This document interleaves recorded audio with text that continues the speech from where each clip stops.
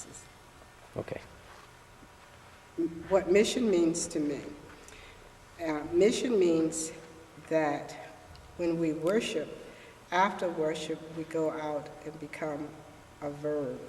We don't just sit still and take in our message from the Lord.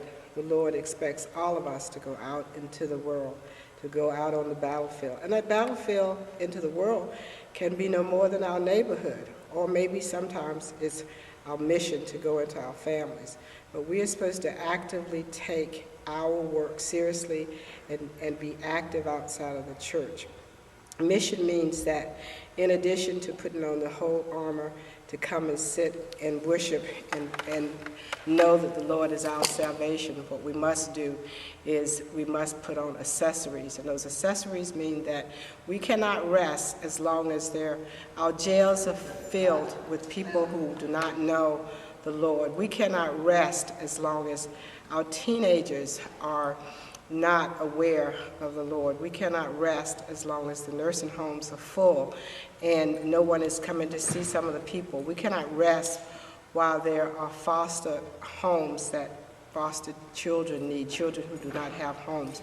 We cannot rest until every person has been saved that's in our sphere of influence to save.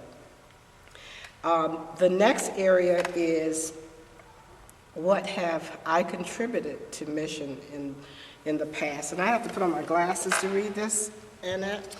You can beep that out. What have you contributed to the WMU within the 70 years we have existed? Well, I haven't been around for 70 years, but I grew up in North Carolina in a Baptist church there, and I participated in the WMU as a young woman and before I came to California.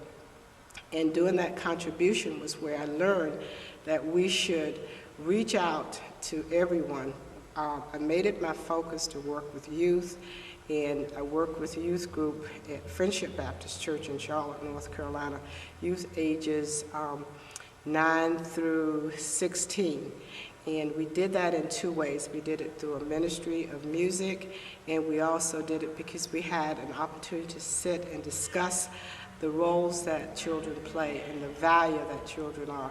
And that's what I believe that the WMU is about, is be an example wherever we are, in whatever facility we are, in whatever context we are, to make sure that we let people know that there is a God and there is a God that they can serve and that we serve, and it's a life-changing God. In the last 25 years, I have tried to be that role model of that, and whether that is joining a school system as a mentor program, or for any students that wanted to have a mentor, or going to speak to different places where there were youth. That's an age group that I find close to my heart, because if you train a child in the way that they should go, when they grow old, they will not depart from it. And when I say child, I do not limit child to 2, 3 years old, but I think that you can make an impact on someone's life, especially our teenagers, because those are our future leaders, if we open those doors without being judgmental. And so in the last years that I have been involved, not coming to meetings here as a WMU member here at 3rd Baptist, but certainly supporting and applauding and praying for the leader of the WMU. And I'm so thankful that it's Annette Hughes. So I've always admired her dedication and her reach into the world, her innovativeness, and her willingness to be steadfast. And that is the example, and that's the modeling that I take back to my community in Marin, or my community, which is my family spread over the United States.